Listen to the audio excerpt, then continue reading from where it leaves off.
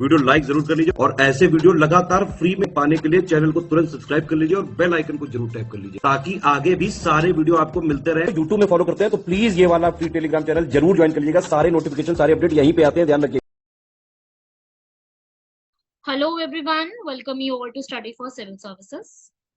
आज की अपनी डेट है 3 अगस्त।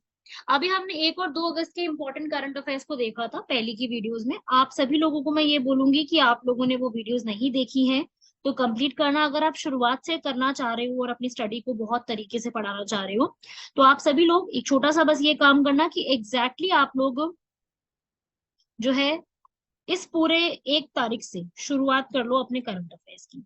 ठीक है, अगर आप अगले मई में एग्जाम देना चाह रहे हो यूपीएससी का तो आपको मैं यही बोलूंगी कि आप जुलाई से शुरू कर दो। जुलाई का भी पूरे महीने के करंट अफेयर्स अपलोडेड है, फ्री ऑफ कॉस्ट है आपके लिए वीडियो एक्सप्लेनेशन। तो आप सभी लोग वो वीडियो को जाकर के सुन लो, पूरा उस पूरे को कंप्लीट कर लो, तसल्ली से उसको पढ़ लो, जितने नोट्स बना सकते हो बना लो। उसके अलावा जुलाई मंथ के प्रीलिम्स के लिए भी करंट अफेयर की एक वीडियो आ चुकी है स्टडी फॉर सिविल सर्विसेज के चैनल पर। उसके अलावा हमारी जो है डायमेंशन स्पेसिफिक वीडियोस भी आज जो है वो अपलोड होनी शुरू हो चुकी हैं, जिसमें टॉप 500 करंट अफेयर्स क्विज की वीडियोस और ये सब वीडियोस अब डेली रेगुलरली अपलोड होती रहे। आप तरीके से उससे भी अपनी तैयारी कर सकते हो। तो आपके पास दोनों तरीके हैं अपनी तैयारी को कंप्लीट कर। ठीक है, तो आप इस तरीके से अपनी पूरी दोनों तैयारी कंप्लीट कर लो, उनको देख लो, उनको पढ़ लो और फिर उसके बाद उसी को हम लोग डिस्कस कर लेंगे। ठीक है, अब हम आज के अपने 3 तारीख के करंट अफेयर को शुरू करते हैं। और ये जो हमारे 3 तारीख के करंट अफेयर्स है, अगर आप उसको इसकी पीडीएफ चाहिए तो आप इन दिए गए नंबर्स पे कॉल कर सकते हो आसानी से। और इन दिए गए नंबर्स पे कॉल करके आप लोग पूरी इंफॉर्मेशन अपनी ले सकते हो पीडीएफ के लिए। चलो भाई, करंट अफेयर्स को देख लेते हैं आज के। सबसे पहला है जो वर्ल्ड की सिटीज कल्चर का एक फोरम हुआ है उसके ऊपर। दूसरा है प्रधानमंत्री ग्राम सड़क योजना। फिर है ट्रांसलूनर इंजेक्शन इंजेक्शन के ऊपर। फिर है हाइब्रिड इलेक्ट्रिक व्हीकल, जो हमारी इलेक्ट्रिक व्हीकल्स होते हैं उसके ऊपर। फिर है जो ओशंस का कलर चेंज होता है। और फिर एलिफेंट और प्रोजेक्ट टाइगर जो चल रहे हैं ऑलरेडी, इन दोनों का आपस में मर्जिंग। तो इस तरीके से है हमारे ये 6 करंट अफेयर्स। सबसे पहला भाई हमारा अभी जो है cities culture forum. Cities culture forum का मतलब है कि भाई जो सिटीज हैं हमारी जितनी भी हैं उनके ऊपर एक उनका किस प्रकार का कल्चर है, किस तरीके का स्टैंडर्ड है, उन सब के ऊपर ये पूरा एक आर्टिकल है। तो ये जो फोरम था ना, ये फोरम एस्टैब्लिश हुआ था 2012 में। इसमें जो है असल में जो पहली सिटीज ऐड हुई थी वो हुई थी London, New York, Tokyo, Shanghai, Paris, Istanbul, Sydney और जोहानिसबर्ग। ये सब आपको पता है ना कहाँ पे लोकेटेड है। ये लंदन में स्टैब्लिश हुआ था, इसमें इंडिया नहीं था, इंडिया की कोई कंट्री सिटी नहीं है जैसा कि आप यहाँ पे देख भी रहे हो। ठीक है, तो हुआ कुछ ऐसा कि ये वर्ल्ड सिटीज फोरम में इस बार पहली बार बेंगलुरु जो है हमारे इंडिया की वो ऐड होती है। इसमें ये सिटीज जो है वो बेस्ट सिटीज इंक्लूड की गई है ताकि आपस में वो क्या कर सके, एक दूसरे के कल्चर को, प्रॉस्पेरिटी को, सस्टेनेबल चीजों को यहाँ पर सिक्योर कर सके, इंक्लूड कर सके। 40 वर्ल्ड सिटीज से इंक्लूड करके एक नेटवर्क तैयार किया है। समझ रहे हो ना, जैसे एक होता है ना नेटवर्क तैयार करना कि भाई जो बेस्ट बेस्ट कल्चर है और बेस्ट बेस्ट चीजों को हम इंक्लूड करके इंकलकेट करें, वही चीज की गई है। ठीक है, तो ग्लोबल समिट करेंगे, एक दूसरे के कल्चर को भी प्रमोट करेंगे, research, case studies, climate change के ऊपर बात, work space, cultural tourism, city planning, investment, ये सारी चीजों के ऊपर जो है वो बात की जाएगी कि how we can improve all these things. और उसका जो है अब बैंगलोर जो ऐड हुई है वो 41 नंबर की हुई, क्योंकि ऑलरेडी 40 इसके अंदर एडेड है। उसमें से अब एक और ऐड हुई है, दैट इज बेंगलुरु। जिससे क्या हुआ है कि बैंगलोर जो है यहाँ पर अब क्या एक हब बन गया है, इनोवेशन, क्रिएटिविटी, कल्चर, इन सब का एक हब बनता जा रहा है। ठीक है भाई, अब बैंगलोर भी अपनी जितनी भी बातें हैं, जितनी भी चीजें हैं उसको शेयर कर सकता है। तो बैंगलोर जो है एक तरीके का यहाँ पर अपने नए इश्यूज को लेकर के आना, एक कल्चर मेट्रोपोलिस बनने का वो तैयार हुआ। तो हमसे इसमें जो है सीधा सवाल क्या बन सकता है, इसमें देखो एक तो ये पूछा जाएगा प्रीलिम्स के अंदर कि कल्चरल सिटीज फोरम के अंदर किसको ऐड किया गया है। दूसरा, ये कब एस्टैब्लिश हुआ था, और इसमें ये 8 सिटीज के नाम जो है वो हमसे पूछे जा सकते हैं। ये 8 सिटीज के नाम अपने आप में काफी ज्यादा इंपॉर्टेंट है कि कौन सी 8 सिटीज इसके अंदर इंक्लूडेड है। ठीक है,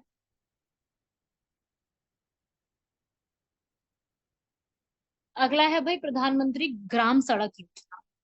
पार्लियामेंट्री पैनल ने आज जो है ये बात बताई है कि भाई जो एक बेवजह का अत्यधिक देरी होती है जब भी कोई सड़क बनाई जाती है, सड़क के निर्माण होते हैं, तो वो क्या है, उसके ऊपर ये बात की गई है। तो अभी यहाँ पर जो है कंस्ट्रक्शन की एक रिपोर्ट आई है जिसमें ये बताया कि 24,000 किलोमीटर से अधिक लंबाई की सड़क का निर्माण जो है आज के समय में पेंडिंग पड़ा हुआ है। ठीक है, 25 अक्टूबर तक की रिपोर्ट में ये बताया है, और ये भी बताया गया है कि भाई कंस्ट्रक्शन जो है वो अभी तक इतनी सारी इनकम्प्लीट पड़ी हुई है। और ये बता रही है कि भाई जो रूरल और ग्रामीण शहरों की जो सड़कें हैं, ग्रामीण इलाकों की जो सड़कें हैं, वो देश के विशाल हिस्से का एक बहुत बड़ा एक आपके तरीके से बनती हैं। तो ये जो डिले हो रहे हैं उसके पीछे क्या रीजन है?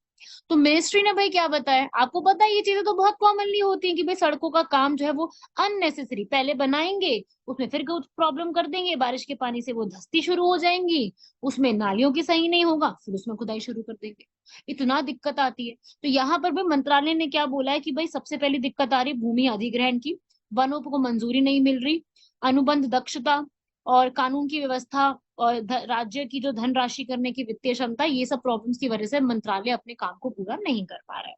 ये उन्होंने वजह दी है, जबकि इसमें और बहुत सारी वजह ऐड होनी चाहिए जो हम ओपनली कह नहीं सकते हैं, पर आप सभी लोग समझ सकते हैं इस बात को कि मैं किस बारे में बात कर रही हूँ। तो प्रधानमंत्री ग्राम सड़क योजना जो है असल में शुरुआत इसकी 2000 में की गई थी, 25 दिसंबर को। 25 दिसंबर आपको पता है ना, हम गुड गवर्नेंस डे, सुशासन दिवस मनाते हैं, क्योंकि इस दिन किसका बर्थडे आता है, अटल बिहारी वाजपेयी जी का। तो इसमें ये बोला गया था कि भाई ऐसी सड़कें बनाई जाएंगी जो हर मौसम के लिए अनुकूल होंगी। पर आपको लगता है कि ऐसी सड़कें भारत में बनी हुई है? अगर मैं दिल्ली का हाल बताऊं, ऐसे सड़कें धंस गई हैं, बीच में मोटरसाइकिल चली गई, बीच में कुछ और जो है धंस गया। अभी जब से फ्लड्स आए थे ना दिल्ली में, इतनी सड़कों का बुरा हाल बना रखा है। तो इस तरीके की सड़कें जो है, इस तरीके की बात यहाँ पे की गई थी, और ये बोला गया था कि इतना किलोमीटर लंबी जो है सड़कों को बनाया जाएगा, और बोला था कि भाई इतने में से इतनी सड़कों की यहाँ पर जो है वो कंप्लीट हो भी चुका है। ठीक है, ऐसा जो है वो मिनिस्ट्री की रिपोर्ट में बोला था कि सेकंड फेज इस काम शुरुआत कर रहे हैं। सेकंड फेज में भी बोला गया था कि हम काफी हद तक कंप्लीट कर देंगे। लेकिन अभी जो ये कमेटी बैठी है पार्लियामेंट की स्टैंडिंग कमेटी, उन्होंने ये बताया कि भाई पहली चीज तो जो गांव की सड़कें हैं वो यहाँ पर सही से काम नहीं कर रही है।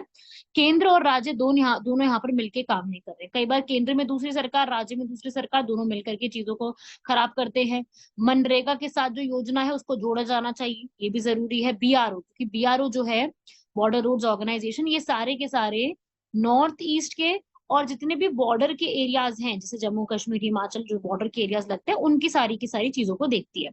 तो इसको जो है, और जितने भी ऐसे उग्रवादी प्रभावित क्षेत्र है वहां पे सड़क निर्माण अगर करने हैं तो उसके लिए नवीन उपाय करने पड़ेंगे। क्यों? क्योंकि वहां पर एक तो खतरा है दुश्मनों का, दूसरा वहां पर बहुत ज्यादा खराब सड़कें भी हो जाती है, क्योंकि वहां पे कभी लैंडस्लाइड हो रहा है, भूस्खलन हो रहा है, कभी वहां पे इतनी जबरदस्त बारिश आ रही है, कभी बादल फटना हो रहा है। तो ये सब चीजों की वजह से वहां की जो रोड की कंस्ट्रक्शन है वो बहुत ज्यादा अच्छी होनी चाहिए।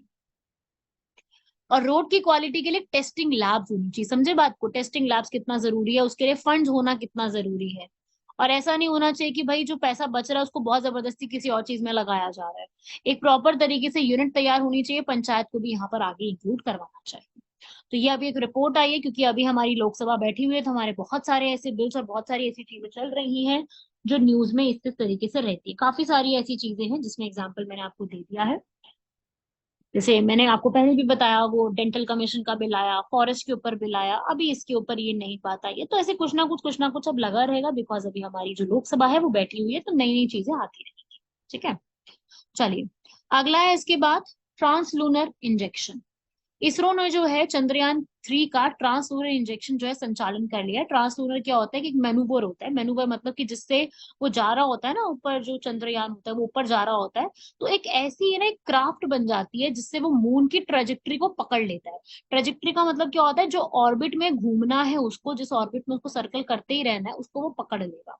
तो लूनर मिशन में ये बहुत जरूरी होता है कि भाई वो अर्थ का जो ग्रेविटेशनल पुल है, गुरुत्वाकर्षण का खिंचाव है, वो यहाँ से निकल करके वैन एलन बेल्ट को क्रॉस करके दूसरी जगह पहुंच जाए। तो वो खींच करके चंद्रमा तक जाने के लिए ना ये मैनूवर उसको पुश देता है। वो एक इंजेक्शन की तरह काम करता है, उस इंजेक्शन को हम कहते हैं ट्रांसलूनर इंजेक्शन। ठीक है, तो वही है, ये सफलतापूर्वक कर लिया गया है, और वो मून के जो ऑर्बिट है, ट्रेजेक्ट्री, उसमें प्रवेश कर गया। पहली बार ट्रांसलूनर जो इंजेक्शन किया था वो 1959 में लूना 1 सोवियत ने किया था, मतलब रशिया ने भी किया था। ह्यूमन से भेजा हुआ मिशन जो है वो अपोलो 8, आप जानते ही हैं, अपोलो 8 किया गया था 1968 में। ठीक है भाई, तो इसे हम क्या कहते हैं, ट्रांससोलर इंजेक्शन तब परफॉर्म किया जाता है जब अर्थ और मून सबसे क्लोज होते हैं, उस पॉइंट को हम कहते हैं पेरिजी। एक होते हैं अपोरिजी, अपोरिजी सबसे फार्देस्ट होता है, सबसे दूर वाला पॉइंट होता है, पेरिजी सबसे क्लोजेस्ट पॉइंट होता है जिसमें अर्थ और मून के बीच में सबसे कम डिस्टेंस होता है। तब वो इंजेक्शन लगाएंगे तो वो फटाफट से अर्थ को छोड़ के मून का जो ट्रेजेक्ट्री उसको पकड़ लेगा, ठीक है ना। तो यहाँ से क्या होता है, इसमें किया क्या जाता है, ट्रांसफ्लोरल इंजेक्शन जब यहाँ से इंजेक्ट किया जाता है, मतलब सिस्टम से इंजेक्ट किया जाता है, तो वो प्रोपल्शन जो सिस्टम होता है उसमें से फायर होती है, और इंजन जो है वो इतना तेजी से होता है कि वो स्पेसक्राफ्ट में क्रॉस कर जाता है। वो इतना उसमें तेजी, उसकी स्पीड बढ़ा दी जाती है कि वो अर्थ के ग्रेविटेशनल पुल से बाहर निकल के अपनी मून तक को कलेक्ट कर लेता है। ठीक है भाई, समझे बात को। तो अर्थ का ऑर्बिट है, अर्थ के ऑर्बिट से इतना बाहर निकल जाएगा कि फटाफट से वो मून की ट्राजेक्ट्री को पकड़ लेगा। तो इसके इसी के वजह से, मतलब क्योंकि अब अर्थ की वेलोसिटी क्या है, मास क्या है उसका, उस पर डिपेंड करता है, बट उससे ज्यादा क्रॉस करके मून तक उसको एंटर करवा दिया जाता है। और जैसे ही एक बार ये एंटर हो गया, तो अब वो किसी और फ्यूल के बिना, प्रोपल्शन के बिना, अब वो मून के चक्कर लगाना शुरू करेगा, और जहां तक अपने को भेजना है वो वहां तक जाना शुरू कर देगा। ठीक है भाई, आप इस मैप में देख सकते हो, ये है अर्थ। ठीक है, अर्थ के यहाँ आया, इंजेक्शन यहाँ पे दिया, उससे क्या हुआ, उसके जो मून है, ये मून का जो ऑर्बिट घूम रहा है, ट्रेजेक्ट्री है, उसके अंदर वो एंटर कर जाएगा। यहाँ से होते होते वो सीधा वहां तक एंटर कर जाएगा। इसे कहते हैं हम ट्रांस ल्यूनर। ल्यूनर का वर्ड देख लो भाई, कहीं पर भी आता है तो उसका अर्थ केवल मून से बात कर रहा है, मून के बारे में बात हो रही है, तो ल्यूनर ट्रेजेक्ट्री इसको हम कहते हैं। ठीक है, अगला आर्टिकल है भाई हाइब्रिड इलेक्ट्रिक व्हीकल्स। अभी आपको पता है इलेक्ट्रिक व्हीकल्स आ रही हैं, तो अब जो है ये बोला जा रहा है कि ये जो आएंगी इलेक्ट्रिक व्हीकल्स, ये हमारे कुछ समय के लिए जो है कार्बन का जो उत्सर्जन है उसको कटौती कर सकती है। बिल्कुल सही बात है, क्योंकि अब अपन लोग चाह रहे हैं भाई 2070 तक जीरो कर दें, तो उसके लिए तो बेटा कुछ तो मेहनत करनी पड़ेगी। तो उसके लिए हाइब्रिड व्हीकल्स एक अच्छा एक ऑप्शन बोला गया है। तो अब ये बोला गया कि भाई क्या करते हैं, जितना भी व्हीकल्स हैं इंडिया के अंदर, उसमें से आपको पता है कितना पॉल्यूशन कॉज होता है, जो कि सबसे बड़ा रीजन है कार्बन एमिशंस का। तो उसके लिए क्या करो, नेट जीरो लेके आओ व्हीकल्स के लिए। पढ़ो इधर, वाहन के संबंध में नेट शून्य लेकर के आओ। ठीक है, तो इसमें ये बोला है भाई कि अब जो है नेट जीरो लेके आएंगे, जो पुरानी व्हीकल्स हैं और जो नई व्हीकल्स आ रही है, दोनों। दो तरीके की व्हीकल्स होते हैं, एक होती है इलेक्ट्रिक व्हीकल्स, आप सभी लोग जानते हैं, इलेक्ट्रिसिटी से जो चलती हैं उन्हें इलेक्ट्रिक व्हीकल्स कहते हैं। इलेक्ट्रिक ट्रेन ट्रेन भी होता है, मतलब इलेक्ट्रिसिटी से पूरा चल रही होती है। एक होती है हाइब्रिड इलेक्ट्रिक, जिसमें पेट्रोल इंजन और इलेक्ट्रिक मोटर्स भी लगे होती हैं, जिसमें दोनों है, पेट्रोल भी है और इलेक्ट्रिसिटी भी है, दोनों चीजें यहाँ पे काम करती हैं।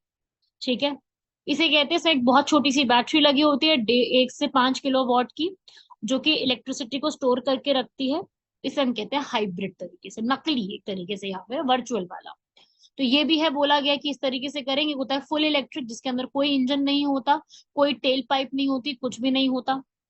एक प्लग इन होता है, प्लग करके चलेगी, चार्ज करोगे, जैसे इलेक्ट्रिक ये रिक्शास होते हैं ना, चार्ज करना पड़ता है इनको। ये जो ओला की स्कूटी आई है या जिप की स्कूटीज आती है, तो वो सब कुछ भी क्या है, प्लग इन करके आप चार्ज कर सकते हो उसको। बहुत बड़ी बैटरी होती है उसकी, 5 से 15 किलोवाट की, प्लग इन करके चार्ज करते हैं उसको। तो अब हाइब्रिड आएगी, जिसके अंदर आप प्लग इन भी कर सकते हो, फुल भी कर सकते हो, जिसमें पेट्रोल भी होगा और जिसमें आपका इलेक्ट्रिक भी होगा, दोनों चीजें रहेंगी। तो उससे सबसे पहले तो चीजें क्या होंगी, अपनी जो हम बाहर से पेट्रोल या फिर ऑयल मंगाते हैं वो खत्म हो जाएगा, इलेक्ट्रिक मोड पे ज्यादा बढ़ना शुरू हो जाएंगे हम लोग, और बड़ी बड़ी बैटरी की जरूरत भी नहीं पड़ेगी, और अच्छा फायदा भी मिल सकता है। ठीक है, पेट्रोल की कीमत पूरी तरीके से खत्म, मतलब कम नहीं हो जाएगी, बट कुछ हद तक कम यहाँ पे ये कर सकता है, और थोड़ा फास्ट भी चार्ज करेगा। इसमें थोड़ी पावर जो है वो जल्दी से जल्दी चार्ज हो जाएगी, ग्रिड का एक्सेस, रिलायबिलिटी बढ़ेगा। व्हीकल की कॉस्ट हाई होगी, ये बात सबसे बड़ी, और बैटरी कैसे परफॉर्म करेगी उसके ऊपर भी बात है, क्योंकि जो व्हीकल इस तरीके की बनेगी, ये सस्ती नहीं बनेगी। जो आपको पता है, ये जितने भी इलेक्ट्रिक व्हीकल्स बनते हैं, इनका प्राइस जो है वो बाकी के कंपैरिजन में कितना हैवी होता है, तो वो हैवी भी होने शुरू हो जाएंगी। तो एक ये भी एक पॉइंट है, व्हीकल की कॉस्ट भी बढ़ेगी, बैटरी की परफॉर्मेंस भी यहाँ पर देखने वाली। ठीक है, तो इसको स्मार्ट सिटीज में हम काफी अच्छे से लेके आ सकते हैं, ताकि इनको एक बेटर स्कोप दिया जा सके। तो हम फुल इलेक्ट्रिक बना, उसका एक गोल है। लेकिन अभी कुछ टाइम के लिए अगर हाइब्रिड को भी कर दिया जाए, जिसके अंदर आपका पेट्रोल भी हो और इलेक्ट्रिक भी हो, तो वो भी एक सोल्यूशन हम क्रिएट कर सकते हैं। ठीक है, अगला आर्टिकल है भाई, जो कलर चेंज होता है ओशंस का, ये क्या समस्या है कि भाई ये कलर कैसे चेंज हो रहा है। तो भाई आज के टाइम पे ये एक स्टडी निकाली गई है कि कलर जो है ओशंस का वो चेंज हो रहा है, क्लाइमेट चेंज की वजह से हो रहा है। 56% है यहाँ पर ओशन, बाकी सारा लैंड है, तो उसमें कुछ चेंज आ रहा है कलर। ठीक है, और इस कलर को चेंज आने में ऐसा नहीं कि वहां पे जो फिशेस और सारी जो व्हेल डॉल्फिन रहती है उनको कोई समस्या होगी, पर हाँ आगे हो सकती है, फ्यूचर में वो समस्या हो सकती है। तो इसका हम रीजन और सारी बातों को जानते हैं कि ऐसा क्यों हो रहा है। सबसे पहली चीज तो जब सनलाइट आती है एकदम क्लियर वाटर पे पड़ती है, क्योंकि पानी एकदम साफ होता है, तो उससे क्या होता है, जो कलर होते हैं रेड येलो और ग्रीन वो तो अपनी वेवलेंथ को एब्जॉर्ब कर लेते हैं, लेकिन जो ब्लू और वायलेट होते हैं वो कम यहाँ पर रिफ्लेक्ट कर पाते हैं। तो क्या होता है इधर कि रेड ऑरेंज और येलो और ग्रीन जो होता है ना विबग्योर के कलर, विबग्योर में ये जो चार स्टार्टिंग के कलर हैं, ये वाले जो कलर हैं इनकी सबसे ज्यादा वेवलेंथ होती है, तो आराम से ये हमको दिख जाते हैं। जबकि वीआईबी जो होते हैं इनकी वेवलेंथ कम होती है, जिसकी वजह से रिफ्लेक्ट बैक नहीं कर पाते हैं। तो कुछ जगह पे आपको जो है ये चार कलर ज्यादा देखने को मिलेंगे, इनका जो है थोड़ा सा ज्यादा अपने को देखने को मिलेगा। अब फाइटोप्लैंक्टॉन्स भी होते हैं, जैसे प्लांट्स उसके अंदर वाटर के अंदर मिलते हैं, जो ये ग्रीन कलर के पिगमेंट होते हैं, राइट। तो जो ये फाइटोप्लैंक्टॉन्स है ये ग्रीन कलर के हैं, आराम से ग्रीन लाइट को एब्जॉर्ब कर लेते हैं, क्योंकि जो ग्रीन लाइट की वेवलेंथ है वो ज्यादा होती है। तो इसीलिए देखा गया है कि भाई कई कई पे जो है कलर का चेंज आ रहा है। क्यों? क्योंकि यहाँ पर कई जगह पे जो लाइट्स है ना वो थोड़ा सा सही नहीं एब्जॉर्ब हो पा रही है, क्योंकि कई जगह पे पानी गर्म है, कई जगह पे ठंडा है, कई जगह पे सॉल्टी है, कई जगह पे उसमें न्यूट्रिशन नहीं है, कई जगह पे वो न्यूट्रिशन कम है, कहीं पे हैवी है, कहीं पे लो है। इस तरीके की चीजों की वजह से, इतना मिक्सेशन होने की वजह से, इतना पॉल्यूशन, इतना क्लाइमेट चेंज वगैरह की इतनी सारी चीजें हो रही हैं, स्ट्राटिफिकेशन हो गई। स्ट्राटिफिकेशन का मतलब क्या होता है? लेयर्स बन जाना। स्ट्राटिफाई देखो कहीं वर्ड भी आ जाए, सतरीकरण इसका मतलब होता है, स्तरीकरण का मतलब कि वो लेयर्स बननी शुरू हो जाती है। और उन लेयर्स की वजह से बहुत अलग अलग, जब वो लेयर्स मिक्स हो जाती हैं तो कई जगह पे कोई कलर कम एब्जॉर्ब हो रहा है, कई कलर ज्यादा एब्जॉर्ब हो रहे हैं, जिसकी वजह से वाटर की लेयर जो नेचुरली होती हैं वो सब यहाँ पर तबाह होती जा रही है। ये है इसके पीछे का एक रीजन जो बताया गया है।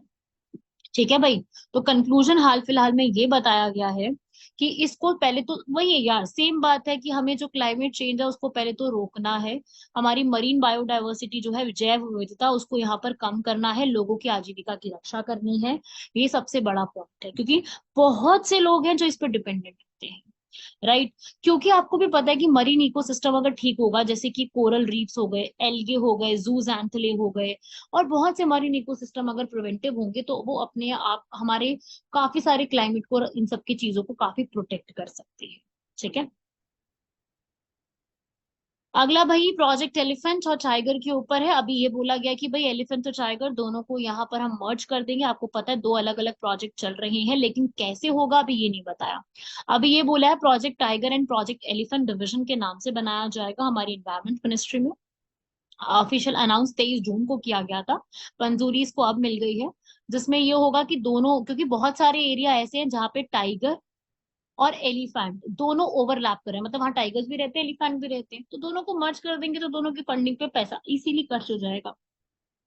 ठीक है। तो अब इसमें आगे क्या होता है, इसमें ये बोला है भाई हो सकता है टाइगर की कंजर्वेशन में थोड़ा सा प्रॉब्लम आ जाए, क्योंकि टाइगर का बैलेंस हो सकता है इससे ना बन पाए, इनकी कंजर्वेशन जो है वो आसानी से ना हो पाए। तो रिकॉर्ड यही बोल रहे हैं कि भाई टाइगर की जो कंजर्वेशन है वो पहले भी हम लोग फंड कम मिला है, हो सकता है अब इसमें फंड कम हो जाए। पहली बार इस बार का जो बजट में टाइगर का जो पूरा फंड के लिए बोला गया वो 331 करोड़ बोला गया, जो कि पहले वाले जो बजट है उससे कम है।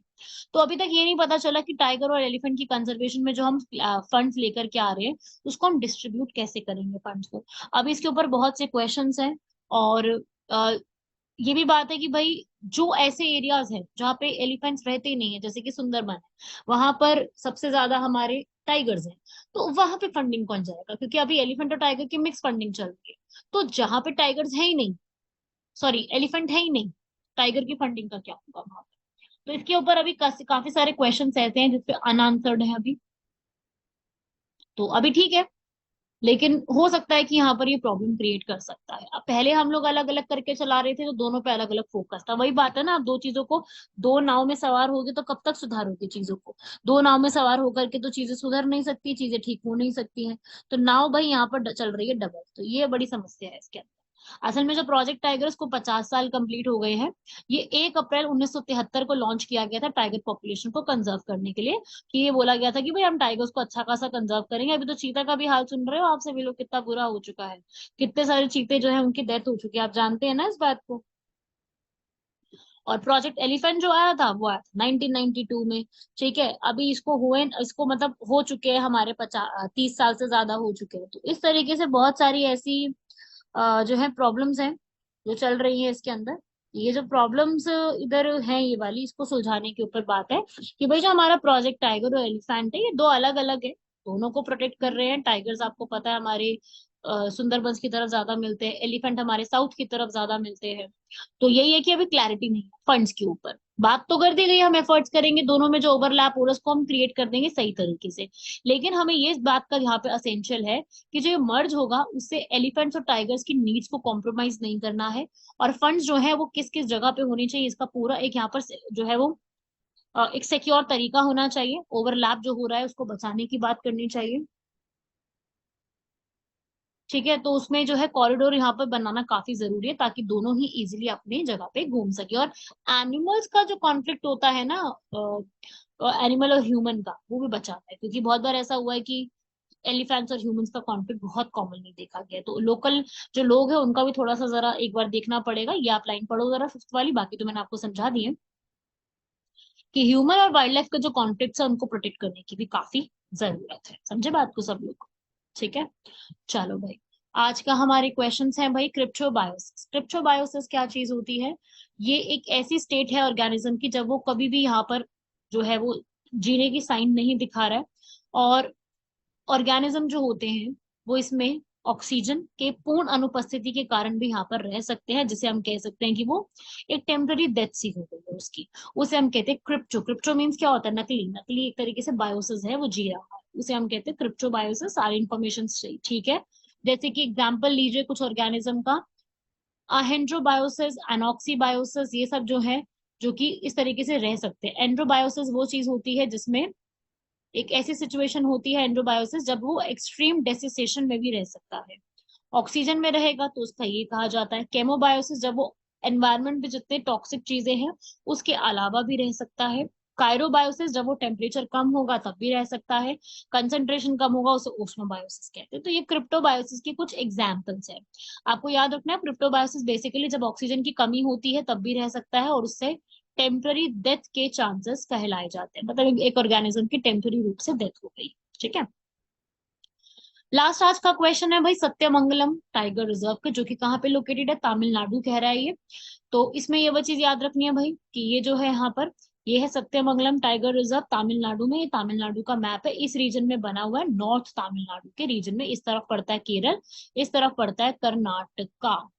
ठीक है भाई, तो इस तरीके से ये लोकेटेड है सत्यमंगलम टाइगर रिजर्व, जो कि ईस्टर्न और वेस्टर्न घाट की जो नीलगिरी होती है ना, दोनों का जो एक आता है, ये वेस्टर्न घाट है, ये ईस्टर्न घाट है, लेकिन दोनों का मिलना इस जगह पे हो पा रहा है। वो जो ये वाली जगह है ना उसे हम कहते हैं जंक्शन, जो कि नीलगिरी में बनती है। तो नीलगिरी में टाइगर रिजर्व आता है सत्यमंगलम। ठीक है, और इस एरिया के अंदर आसपास मुदुमलाई, बांदीपुर, बिहार टाइगर रिजर्व, ये सब भी पड़ता है। सही बातें लिखी हैं दोनों। तो ये है आपकी पूरी स्टेटमेंट जो आप लोगों को लर्न करनी है पूरे तरीके से। इनको पूरे फैक्चुअल इंफॉर्मेशन को लर्न करना, समझना, इनको आप नोट कर लो साथ साथ। और जितने भी मैं हमेशा क्वेश्चन लाती हूँ उसमें ज्यादातर जो है मैं कोशिश करती हूँ कि आपको national park, tiger reserve, biosphere reserve, इनके बारे में ज्यादा से ज्यादा बता सकूं। क्यों? क्योंकि इन पे क्वेश्चन आते हैं। इट्स वेरी नेसेसरी कि आप इनको अलग से पढ़ के जाओ, ये आपके लिए जरूरी है उतने ही। मतलब लर्न करना, उसको रिवाइज करना उतना ही जरूरी है। तो आप इसको भी एक्स्ट्रा एक जरूर पढ़ के जाइएगा। ठीक है भाई, तो इस तरीके से आप ये पूरा एक लर्न कर लीजिएगा। ये सारे हमारे क्वेश्चंस थे। आपको कल की आज की वीडियो कैसी लगी मुझे बताना जरूर। बाकी मिलते हैं आप लोगों से नेक्स्ट लेक्चर में। धन्यवाद, शुक्रिया, जय हिंद।